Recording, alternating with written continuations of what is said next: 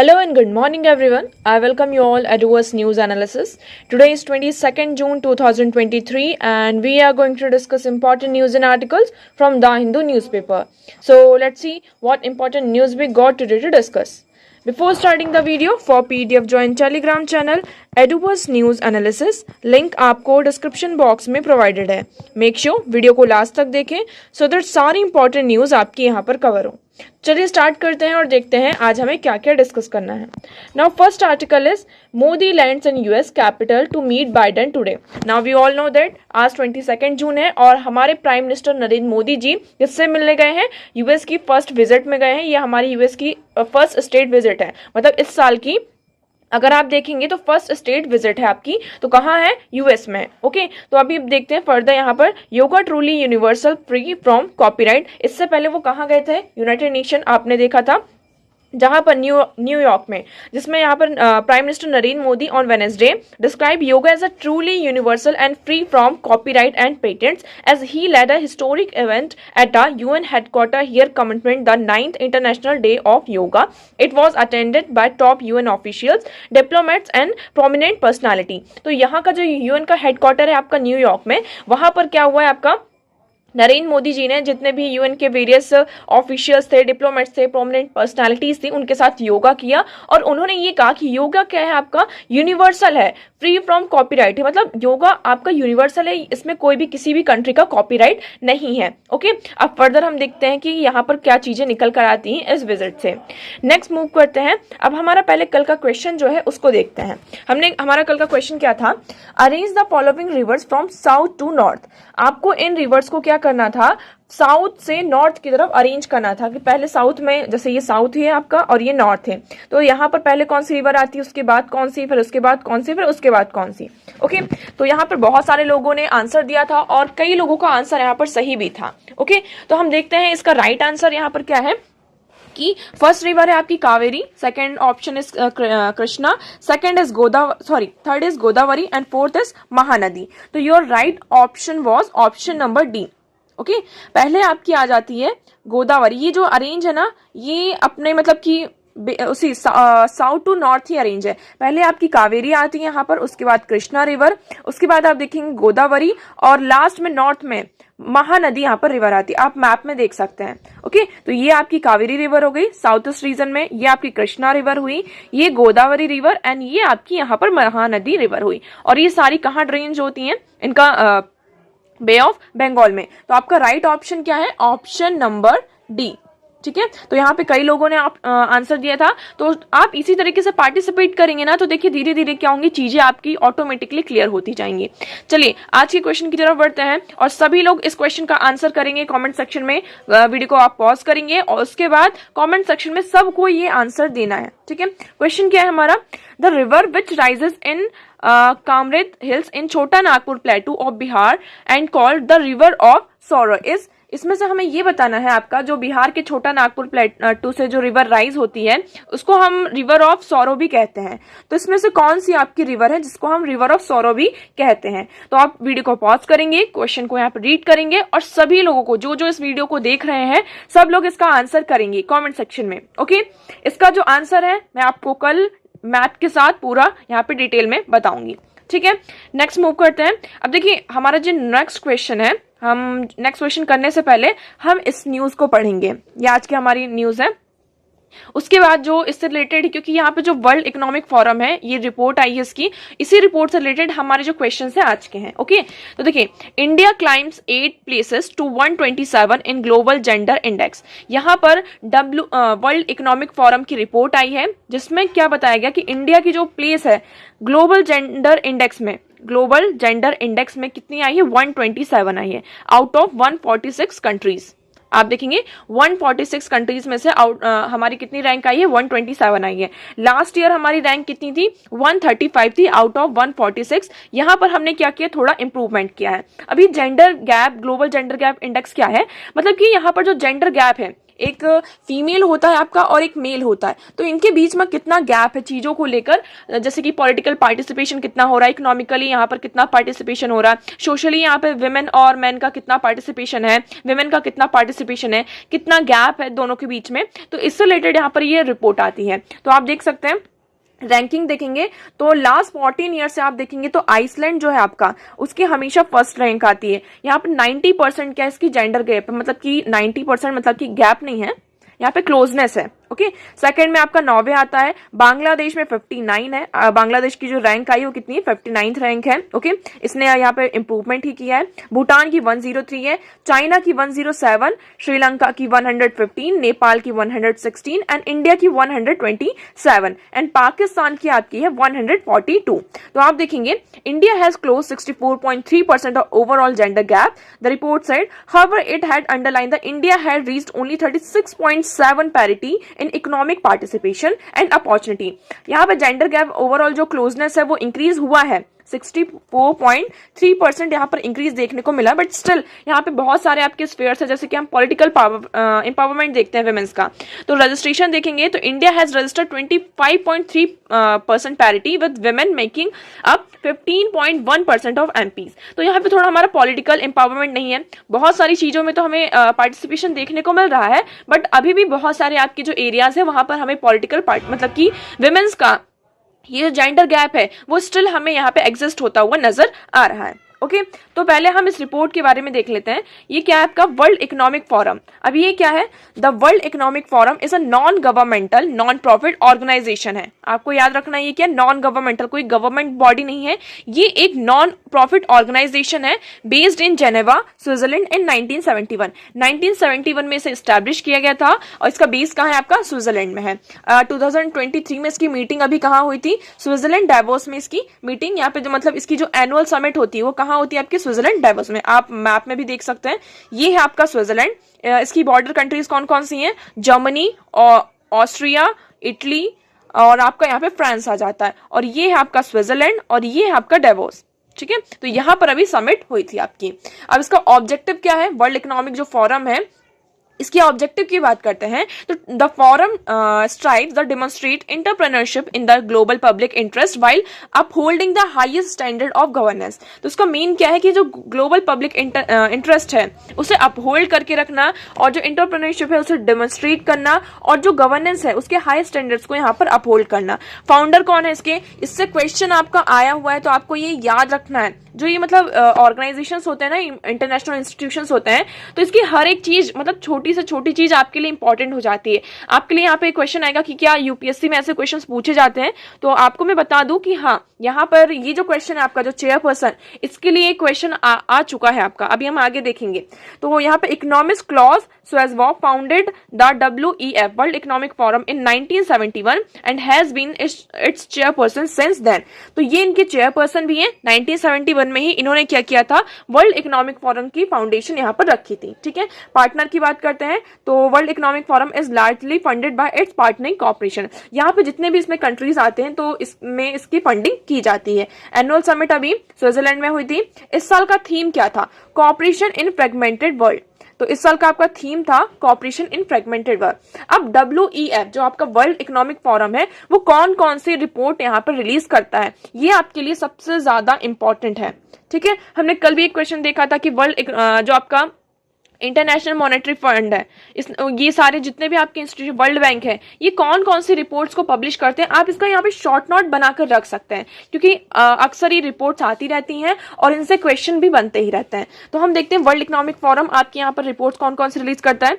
Global competitiveness report, ये आपकी world economic forum release करती है। Global IT report, global gender gap report, global energy transition index, global risk report and global travel and tourism report. तो ये जो सारी reports आप इसको याद कर लें, लिख लें, जहां भी आपका मन हो, ये आपको याद होना चाहिए। ठीक है, आई होप आपको ये क्लियर होगा। अब हम बढ़ते हैं हमारे क्वेश्चन की तरफ। अब सभी लोग फटाफट यहाँ पे क्वेश्चन का आंसर देंगे। Which of the following gives global gender gap index ranking of the countries of the world. ये 2017 का आपका क्वेश्चन है, आप देख सकते हैं यहाँ पर कि जो ग्लोबल जेंडर गैप इंडेक्स होता है इसकी रैंकिंग कौन सा आपका जो ऑर्गेनाइजेशन है वो प्रोवाइड करता है? World economic forum, UN human council, right council, UN women, world health organisation. तो आप सभी फटाफट कमेंट सेक्शन में, अभी हमने इसको रीड किया, आपकी रिपोर्ट आई, हमने देखा वर्ल्ड इकोनॉमिक फोरम, ठीक है, तो सब लोग इसका आंसर देंगे कमेंट सेक्शन में। तो इसका राइट आंसर क्या है आपका? Answer A, option number A. Okay, next question is who among the following is the founder of the world economic forum? ये 2009 का आपका क्वेश्चन है, यूपीएससी के द्वारा इसे पूछा गया है, ठीक है। ये सारे आपके प्रीवियस ईयर के क्वेश्चन है जिस यूपीएससी ने यहाँ पे पूछे हुए हैं। तो आप देख सकते हैं कि हमें ये बताना है कि वर्ल्ड इकोनॉमिक फोरम के मतलब कि फाउंडर कौन है। तो सभी लोग इस वीडियो को पहले पॉज करेंगे और ये ऑप्शंस को रीड करके कमेंट सेक्शन में हमें इसका आंसर देना है, ठीक है। आप सभी को अब भी हमने पढ़ा इसके बारे में। नेक्स्ट क्वेश्चन है हमारा, the global competitiveness report is published by the 2019 का क्वेश्चन है आपका, आप ये देख सकते हैं। तो रिपोर्ट्स के बारे में अक्सर यहाँ पे क्वेश्चन पूछे जाते हैं कि कौन सा इंटरनेशनल ऑर्गेनाइजेशन, जितने अभी आपके ऑर्गेनाइजेशंस हैं, वो कौन कौन सी रिपोर्ट्स रिलीज करते हैं। तो हमने वर्ल्ड इकोनॉमिक फोरम के बारे में पढ़ा, अभी हमने देखा कि ग्लोबल कॉम्पिटिटिवनेस रिपोर्ट ये कौन पब्लिश करता है आपका। तो आप इसमें से राइट ऑप्शन क्या है कमेंट सेक्शन में आज आप सभी आंसर इसका देंगे। आज मैं इसका कोई भी आंसर नहीं देने वाली हूं, आप सभी को मैंने इसके बारे में पढ़ा दिया और फटाफट आप कमेंट सेक्शन में इसका आंसर दे देंगे। ओके, ये सारी चीजें क्लियर हुई। हम अब नेक्स्ट मूव करते हैं। नाउ नेक्स्ट हमारा है tender for project on Mahadayi river in Karnataka में नॉट फाइंड एनी टेकर्स। अब यहाँ पर आपका आ जाता है महायादी रिवर के बारे में। जितने भी आपकी न्यूज में रिवर्स आती हैं सबसे पहले तो वो आपकी इंपॉर्टेंट हो जाती हैं। ओके, कोई भी रिवर आ रही है न्यूज में आ रही है तो आप समझ लीजिए वो रिवर आपके लिए बहुत ही ज्यादा इंपॉर्टेंट हो गई। महायादी रिवर की बात करते हैं, इसका ओरिजिन कहाँ होता है? कर्नाटक में होता है और ये फिर गोवा की तरफ फ्लो होती है। ये कर्नाटक से स्टार्ट होती है और गोवा की तरफ फ्लो होकर अरेबियन सी में इसका ड्रेनेज होता है। आपको सबसे पहले ये याद रखना है, ठीक है। ये पेनिनसुलर रिवर है, कहां से इसका ओरिजिन है? कर्नाटक से कहां जाती है? गोवा में जाती है और लास्ट में अरेबियन सी में इसका ड्रेनेज होता है। इतनी बात क्लियर हुई। अब महायादी रिवर में क्या हो रहा था, एक ब्रिज का मतलब कि कैनाल बनाया जा रहा था, किसके द्वारा? आपका कर्नाटक गवर्नमेंट के द्वारा। बट क्या हो रहा, गोवा ने यहाँ पे डिस्प्यूट मतलब कि ऑब्जेक्शन किया कि इससे क्या होगा, जो ये कैनाल बनेगा तो जो वाटर होगा उसका यहाँ पे डिस्ट्रीब्यूशन सही तरीके से नहीं होगा और गोवा को पानी यहाँ पर अच्छे से नहीं मिल पाएगा। इसलिए इस प्रोजेक्ट में अभी क्या लग गई है, रोक लग गई है। तो इसमें यही कहा जा रहा है कि ये जो महायादी रिवर का जो प्रोजेक्ट है, अब इस तरीके के किसी भी रिवर में जब डिस्प्यूट्स रहते हैं तो उसमें कोई भी जो इन्वेस्टर्स हैं, है ना, जो प्रोजेक्ट्स होते हैं टेंडर्स उस प्रोजेक्ट का नहीं लेते हैं। तो इसमें यही सारी चीजें बोली गई। अब हमारे लिए इंपॉर्टेंट है महायादी रिवर। महायादी रिवर क्या है आपकी? इसको हम मदही रिवर भी कहते हैं। ये वेस्ट फ्लोइंग रिवर है। आपके यहाँ पे दो रिवर होती है, एक जैसे कि आप पेनिनसुला इंडिया देखेंगे, ठीक है, आप पूरा इंडिया देख लीजिए इधर, ठीक है। एक आपकी होती है, ये आपका वेस्ट है और ये आपका ईस्ट है, ठीक है। कुछ रिवर्स आपकी वेस्ट की तरफ फ्लो होती हैं और कुछ रिवर आपकी जो बे ऑफ बंगाल है यहाँ इस तरफ फ्लो होती हैं। तो हम अगर महायादी रिवर की बात करते हैं तो ये वेस्ट फ्लोइंग रिवर है। ये किस wild life? Bhimgarh wild life sanctuary, आपका वेस्टर्न घाट्स है, यहाँ पर आपकी जो वेस्टर्न घाट्स है यहाँ पर जो wild life Bhimgarh wild life sanctuary है, बालगादेवी डिस्ट्रिक्ट ऑफ कर्नाटक से इसका क्या होता है, ओरिजिन होता है। It is essentially a rain fed river also called Mandovi in Goa. इस गोवा में इसका नाम क्या है? मदोवी रिवर के नाम से भी जाना जाता है। और ये रेन फेड मतलब जब बारिश होती है तो ये रिवर यहाँ पर अच्छी होती है, अदरवाइज मतलब कि गर्मियों के टाइम में ये सूख भी जाती है। ओके, हम बात करते हैं यहाँ पर प्रोजेक्ट कौन सा चल रहा है? कालसा बंदूरी नाला प्रोजेक्ट यहाँ पे चल रहा है। It is undertaken by the government of Karnataka to improve the drinking water supply of 3 districts of Belagavi, Dharwad and Gadag. तो ये कर्नाटक का प्रोजेक्ट है, कालसा बंदूरी नाला प्रोजेक्ट है आपका। ये कर्नाटक यहाँ पे वो क्या करना चाहते हैं, उनका जो 3 डिस्ट्रिक्ट्स है वहां पर वाटर की जो सप्लाई है, ड्रिंकिंग वाटर सप्लाई को इंप्रूव करने के लिए इस प्रोजेक्ट को लेकर आया गया। Okay, it involves building across Kalasa and Banduri 2 tributaries of Mahadayi river to divert water to the Malaprabha river. तो ये क्या करना चाहते हैं, जो महायादी रिवर है आपका उसका जो वाटर उसको डाइवर्ट करना चाहते हैं, किसके साथ? मालप्रभा रिवर के साथ डाइवर्ट करना चाहते हैं, जिससे कि वो क्या कर सके, ये जो डिस्ट्रिक्ट्स हैं बेलागावी, धारवाड़ एंड गादग, तो उनका वहां पर क्या कर सके, ड्रिंकिंग वाटर सप्लाई को अच्छा कर सके। ठीक है, आप इस मैप में देख सकते हैं। तो ये आपका कर्नाटक है, ये कर्नाटक है, ओके, इस साइड, और ये गोवा हो गया। और ये आपकी यहाँ से महायादी रिवर स्टार्ट होती है, ये गोवा की तरफ जाती है और यहाँ पर अरेबियन सी में इसका लास्ट ड्रेनेज होता है। यहाँ पे जो बंदूरा डैम को भी बनाया जा रहा है, जिससे क्या करेंगे वो, अब बंदूरा डैम को यहाँ पे बना देंगे तो ये वाटर के यहाँ पे उसका जो फ्लो है एक तरीके से डाइवर्ट किया जाएगा, जिससे कि यहाँ पे अदर जो डिस्ट्रिक्ट्स हैं उनको वाटर का पूरा प्रॉपर अच्छे तरीके से सप्लाई मिल जाए। ओके, तो आपको यहाँ पे सारी चीजें क्लियर है। नेक्स्ट मूव करते हैं। अब नेक्स्ट आर्टिकल है आपका more hit than miss in India Nepal ties. अब आप सभी को पता है कि जो काठमांडू मतलब कि जो नेपाल का क्या आपका कैपिटल है, काठमांडू नेपाल का कैपिटल है। हाल ही फिलहाल में नेपाल के जो प्राइम मिनिस्टर थे वो कहाँ आए थे, आपकी इंडिया की विजिट में आए हैं, अब वो वापस जा चुके हैं। तो उसी चीज के बारे में यहाँ पे फिर से डिस्कस किया गया है। अब हम नेपाल की बात करते हैं। नेपाल हमारे लिए इतना इंपॉर्टेंट क्यों है, बार बार इसके बारे में डिस्कस किया जा रहा है। तो आपके लिए पहली बात तो नेपाल और इंडिया इंपॉर्टेंट हो जाता है, क्यों? क्योंकि सबसे पहले तो नेपाल आपकी नेबरिंग कंट्री है, उसके साथ साथ नेपाल के साथ हमारा बहुत ही अच्छा रिलेशन है, हिस्टोरिकल रिलेशन है, कल्चरल रिलेशन है, और उसके बाद हमारे जो बॉर्डर रिलेशन भी एक तरीके से कह सकते हैं। हम नेपाल की बात करते हैं, आप मैप में देखेंगे उत्तराखंड के साथ हमारा बॉर्डर शेयर होता है, उत्तर प्रदेश के साथ शेयर होता है, बिहार के साथ शेयर होता है, आपका वेस्ट बंगाल के साथ भी आप देखेंगे थोड़ा सा यहाँ पर बॉर्डर शेयर होता है, और सिक्किम के साथ भी हमारा क्या होता है, नेपाल के साथ आपका बॉर्डर शेयर होता है। तो आप देख सकते हैं कि नेपाल के साथ हमारी बहुत सारी जो स्टेट्स हैं उसका बॉर्डर शेयर होता है। उसके बाद यहाँ पर चाइना के साथ भी नेपाल का क्या होता है, बॉर्डर शेयर होता है। तो नेपाल एक तरीके से क्या कर रहा है, बफर स्टेट का मतलब बफर नेशन की तरह काम कर रहा है, किसके बीच में, चाइना और इंडिया के बीच में यहाँ पर काम हो रहा है। ठीक है, तो सबसे पहले हम बात करते हैं क्या, सिक्योरिटी का जो पर्पज आ जाता है उसके लिए हमारे लिए क्या हो जाता है, नेपाल इंपॉर्टेंट हो जाता है। दूसरी हम बात करते हैं, ये as a buffer state, buffer nation की तरह क्या करता है, हमारे लिए वर्क करता है। तीसरी अगर हम बात करें, हमारे बहुत सारे जो हिस्टोरिकल रिलेशंस हैं, हम कहते हैं ना नेपाल के साथ हमारा बेटी और रोटी का रिश्ता है। कैसा, बेटी एंड रोटी का रिश्ता होता है, हमारे साथ शादियां होती हैं, जो मूवमेंट होता है उसमें भी कोई भी प्रॉब्लम नहीं होती है। फोर्थ हम बात करते हैं, नेपाल की आपकी लैंडलॉक कंट्री है। कैसी है, एक लैंडलॉक कंट्री है। तो इसके लिए नेपाल को अगर हमें सी का एक्सेस करना होता है नेपाल को, तो किस पर डिपेंड होता है, इंडिया पर ज्यादातर डिपेंड होता है कि वो क्या कर सके, जो सी है उसका एक्सेस कर सके, अदर कंट्रीज का उसे जब एक्सेस करना होता है। तो इसलिए हम देखते हैं नेपाल और इंडिया के लिए यहाँ पर एक अच्छा रिलेशन में रहना बहुत ज्यादा इंपॉर्टेंट हो जाता है। अब इस आर्टिकल में बहुत सारी चीजों को डिस्कस किया गया है कि हम प्रचंड की जो पॉलिटिक्स है उसके बारे में बताया गया कि उनकी कैसे कैसे इंडिया के साथ रिलेशन रहे हैं। अब क्या होता है, नेपाल में पहले मोनार्की थी, उसके बाद यहाँ पर क्या बनता है, आपका कॉन्स्टिट्यूशन बनता है। कई बार आपके कॉन्स्टिट्यूशन बिगड़ते हैं, उसके बाद बनते हैं।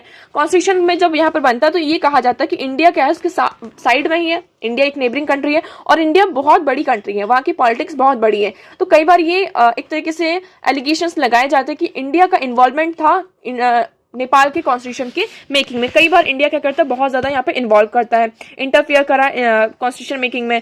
अब आपको एक पता होगा कि जब नेपाल में अर्थक्वेक आया था, क्या नेपाल में जब अर्थक्वेक आया था तो इंडिया ने इसकी बहुत अच्छी हेल्प करी थी, इवन चाइना ने भी हेल्प करी थी। बट इंडिया ने क्या किया, उस हेल्प को बहुत ज्यादा ही बढ़ा चढ़ाकर बताया लोगों को।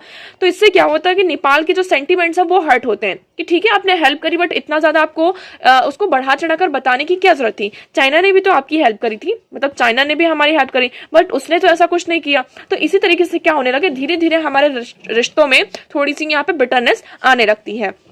फिर आप देखते हैं बिटरनेस का और क्या रीजन हो सकता है, कि बिटरनेस का दूसरा रीजन ये हो सकता है कि जो डेवलपमेंट प्रोजेक्ट्स, बहुत सारे हमारे इंडिया के डेवलपमेंट प्रोजेक्ट्स है कहाँ, नेपाल में, बट उनमें क्या होता है, डिले होता है। जैसे कि आपको यहाँ पे पता होगा कि चाइना जो 10 साल का जो प्रोजेक्ट है वो उसको सालों में खत्म कर देता है, और इंडिया का ये होता है कि अगर वो 1 साल का प्रोजेक्ट है वो उसको 10 साल में, डिकेड्स में उसको कंप्लीट करता है। तो ये दूसरा रीजन हो गया जिसके कारण क्या होता है, नेपाल और इंडिया के रिलेशन खराब होते हैं।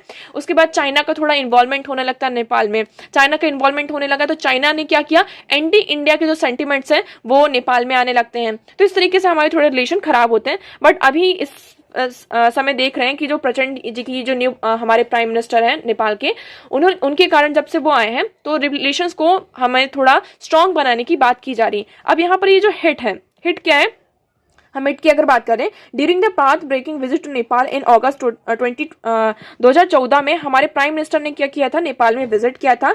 तो उन्होंने नेबरहुड फर्स्ट पॉलिसी को क्या किया था, इन्वोक किया था कि हमारी क्या नेबरहुड फर्स्ट पॉलिसी है, और उसमें जो हमारे रिलेशन है नेपाल के साथ उसमें कुछ पॉइंट्स को फोकस किया था। उन्होंने एक एक्रोनिम दिया था, हिट।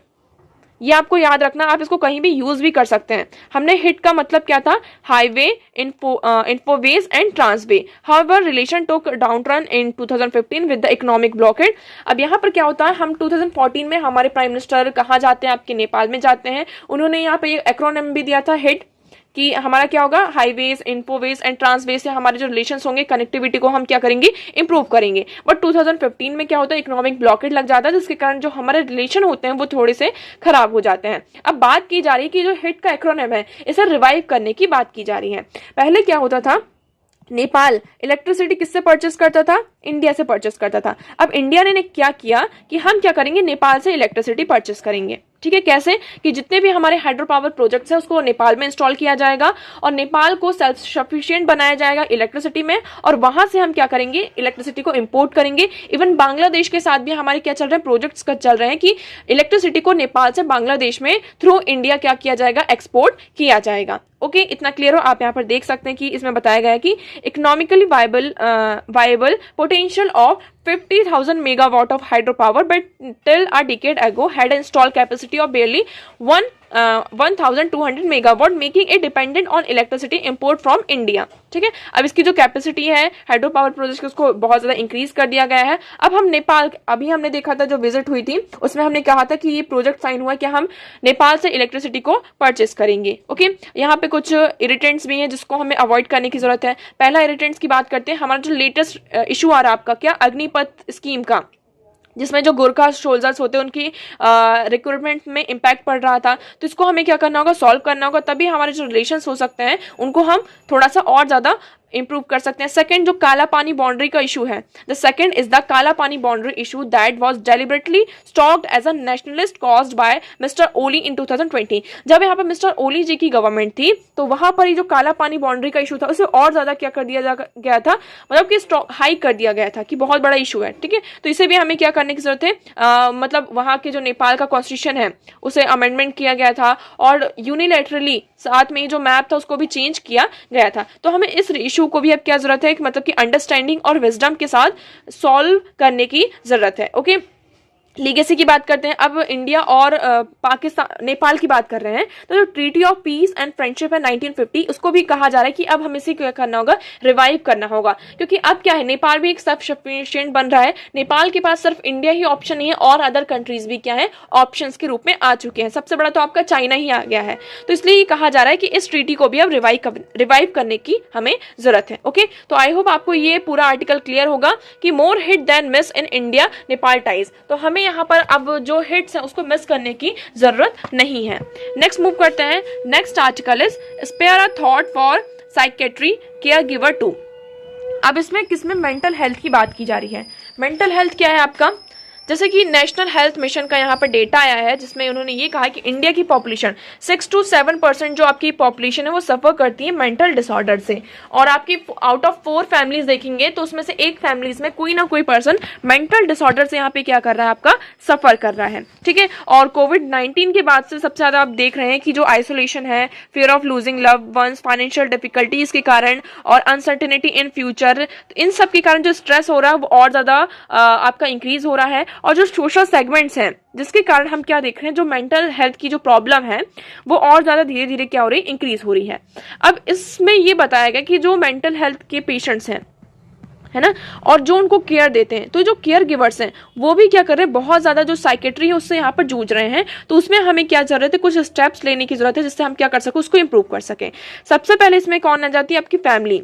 जो फर्स्ट यहाँ पे केयर गिवर्स होते हैं आपकी फैमिली होती है। तो आप देखेंगे over 90% of psychiatric patients in India live with their family. तो यहाँ पर 90% जो हमारे साइकेट्रिक पेशेंट्स हैं वो कहाँ रहते हैं, अपनी फैमिली के साथ रहते हैं। The care giver is under considerable stress because of the physical and emotional care giving along with a social isolation, financial difficulty, troublesome behaviour of the patients. अब यहाँ पर जो केयर गिवर्स होते हैं उसको बहुत ज्यादा क्या होता है, डिफिकल्टीज का सामना करना पड़ता है। कैसे, सबसे पहले तो जो फिजिकल और इमोशनली उन्हें केयर गिविंग देना पड़ता है। यहाँ पे जो पेशेंट्स हैं उसको फिजिकली भी यहाँ पे केयर देनी पड़ती है और मेंटली भी यहाँ पे इमोशनली भी केयर देनी पड़ती है। सोशल आइसोलेशन होता है उसका, फाइनेंशियल डिफिकल्टीज भी होती हैं, और जो पेशेंट्स का बिहेवियर होता है उसके कारण जो प्रॉब्लम होती है उसके कारण भी हम क्या देखते हैं, केयर गिवर्स को यहाँ पे प्रॉब्लम होती है। और स्पेशली यहाँ पे जो विमेन्स हैं, इन सारी चीजों में कौन इंगेज होती है, आपकी घर में आप देखते होंगे कौन आपको, आपकी देखभाल कौन करता है, हमारी मम्मी करती हैं, है ना, हमारी जो कोई भी आपकी जो फीमेल होती हैं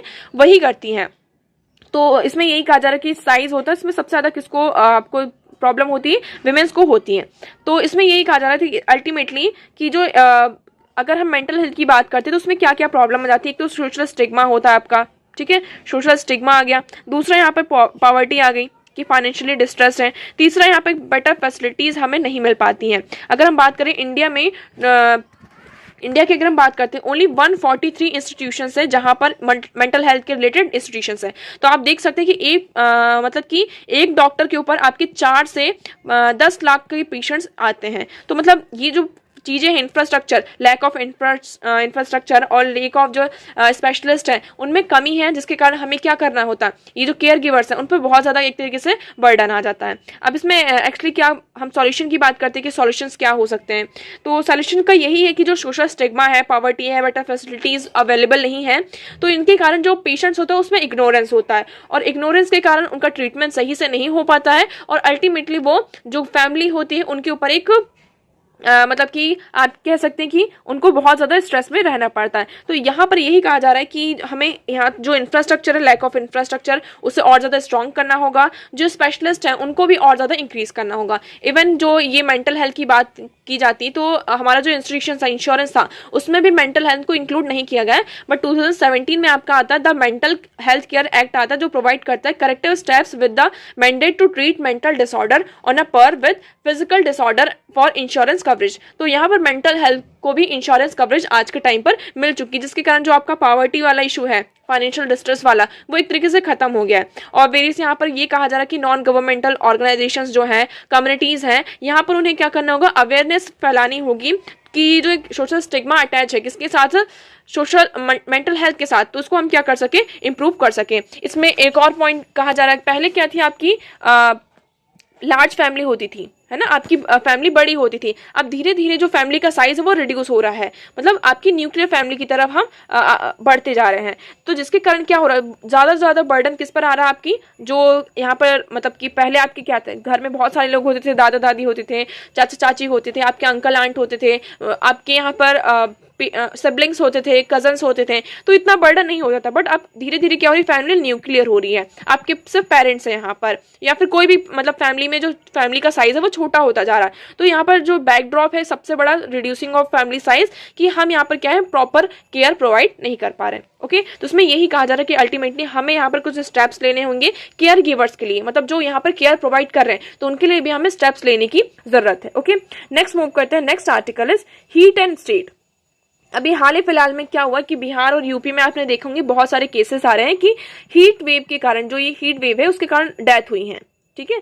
बट यहाँ पे उन्होंने ये कहा कि जो हीट वेव उनका जो डेथ हुआ है वो किसी और रीजन के कारण हुआ है, बट आपने अल्टीमेटली क्या कह दिया कि हीट वेव्स के कारण यहाँ पे उनकी डेथ हुई है, ठीक है। तो इस पर ही क्वेश्चन उठाया जा रहा है। अब देखिए, हीट वेव्स के बहुत सारे इंपैक्ट होते हैं, हम इसको कैसे रोक सकते हैं, इसके रीजंस क्या क्या है, पहले हम उसके बारे में डिस्कस करते हैं। तो हीट वेव कैसे हो रहा है आपका, कि जो आपके ग्रीन हाउस गैसेस हैं, इसका जो एमिशन हो रहा है, रीजंस की अभी हम बात करें कि हीट वेव्स के इतने ज़्यादा रीजंस क्या है, ग्रीन हाउस गैसेस का एमिशन इस कारण, दूसरा आपका ग्लोबल वार्मिंग हो रहा है। ओके, यहाँ पर जो अर्बन और रूरल एरिया है वहाँ पर बहुत ज़्यादा कंक्रीट हो रहा है ना, इंफ्रास्ट्रक्चर चेंजेस हो रहे हैं आपका यहाँ पे, जो जिसके कारण जो हीट होती है आपकी कंक्रीट में ट्रैप होती हैं, और धीरे धीरे जो लैंड हो रहे हैं वो हीट आइलैंड की तरफ बढ़ते हुए नजर आ रहे हैं। आपके यहाँ पे जो फॉरेस्ट है, पेड़ों को काटा जा रहा है, क्योंकि फॉरेस्ट क्या करते हैं, आपका एक कूलिंग का काम करते हैं, नेचर को एक कूलिंग प्रोवाइड करते हैं। तो फॉरेस्ट की जो कटिंग हो रही है, जिसके कारण जो एक कूलनेस होनी चाहिए, ठंडी होनी चाहिए, वो नहीं होती। आपके जो लेक्स हैं, पॉन्ड्स हैं, वो भी क्या हो रहे हैं, धीरे धीरे डिक्रीज हो रहे हैं। आपकी लाइफस्टाइल यहाँ पे चेंज हो रही है। तो ये सारे रीजंस है जिसके कारण जो हीट है वो और ज़्यादा क्या हो रही है, आपकी इंक्रीज हो रही है। अब इसका इम्पैक्ट किस पर पड़ता है, हमारी हेल्थ पर पड़ता है, ठीक है, इस बहुत सारी चीज़ों पर पड़ता है। हेल्थ सबसे बड़ा तो हेल्थ होता है। हेल्थ के साथ साथ, जैसे कि हेल्थ के साथ यही नहीं कि सिर्फ हीट वेव है तो आपको डिहाइड्रेशन होगा, यहाँ पर आपको अदर डिसीज भी हो सकती है। आपको यहाँ पे जो हार्ट अटैक है वो आ सकता है, आपका ब्लड प्रेशर है उसमें प्रॉब्लम आ सकती है। तो हीट वेव के कारण ये सारी चीजें भी होती हैं। आपका यहाँ पे सेकंड, अब बात करते हैं किसकी, एग्रीकल्चर की, है ना। तो आपकी जो क्रॉप्स होती है उसमें सबसे ज़्यादा डिस्ट्रेस होता है, इकोनॉमिक लॉस होता है, आपकी जो प्रोडक्टिविटी होती है वो डिक्रीज होती है। तो ये सारे हमने रीजंस देख लिए कि हीट वेव्स के ये हमारे ऊपर इम्पैक्ट पड़ते हैं। अब इसका सॉल्यूशन क्या है, सॉल्यूशन सबसे बड़ा ये है कि देखिए, इसमें ये कहा गया कि literacy need to be rooted in a simple fact. अब जो हम सबसे बड़ा क्या है, अवेयरनेस।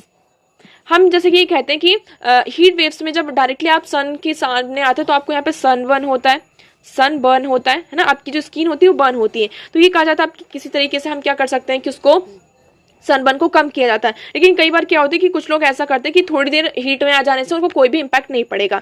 तो यहाँ पे यही कहा जा रहा है कि literacy need to be rooted in a simple fact. हमें यहाँ पे लोगों को छोटी छोटी बातों के बारे में बताना होगा कि देखिए, heat is deadly when our bodies are unable to shed it quickly as it accumulates. जब भी हम हीट की उसमें आते हैं, मतलब कि वैसे नहीं कि मतलब हमें सन के उसमें नहीं आना चाहिए, कांटेक्ट में नहीं आना चाहिए, बट उसका भी एक टाइम होता है। आप 12 बजे दोपहर के 1 बजे बाहर जा रहे हैं तो वहां पर वो जो आपकी जो सनलाइट है वो इम्पैक्ट करेगी आपको हेल्थ पर। तो वहां पर आपको जितनी जल्दी हो सके आपको धूप से बचकर छांव में आना होगा, ठीक है। और आपकी जो पुअर लिविंग कंडीशन है वो भी इम्पैक्ट डालती है। यहाँ पे जो caste and gender based strictures हैं वो भी आपका इम्पैक्ट डालता है। ओवर क्राउडेड जो हॉस्पिटल्स हैं इसके कारण भी आपकी प्रॉब्लम्स होती हैं। आपकी जो बेसिक है जैसे कि access of drinking water, indoor ventilation, health care, regular जो वर्क जो आपका काम होता है उससे ब्रेक नहीं मिलना, तो इन सारी चीजों के कारण क्या होता है, हमें इनको लिटरेसी प्रोवाइड करनी होगी। अब क्या होता है, कई लोग अपना काम नहीं छोड़ते हैं, भले कितनी भी गर्मी हो, कुछ भी काम करना नहीं छोड़ते। क्यों नहीं छोड़ते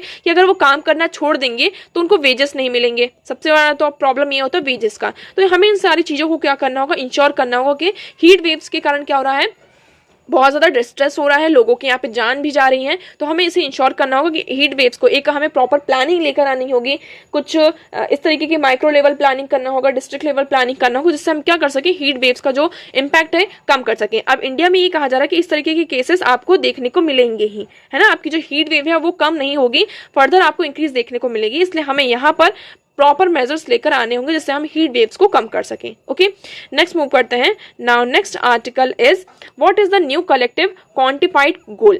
अब यहाँ पर न्यू कलेक्टिव क्वांटिफाइड गोल क्या है इसके बारे में देखते हैं।